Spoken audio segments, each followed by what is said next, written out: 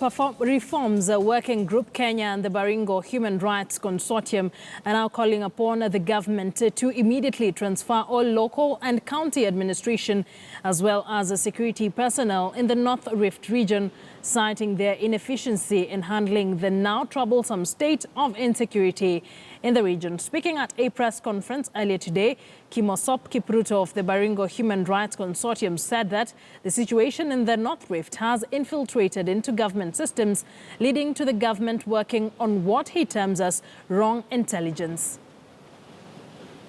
There's a clause in our constitution that talks about conflict of interest. And that is actually the premise on our call that he relinquishes the position of chair. Before we even go into criminal evidence and all those kind of things, importantly, it's not possible to have, on conflict of interest basis, it's not possible to have somebody who represents a constituency who has been mentioned on matters of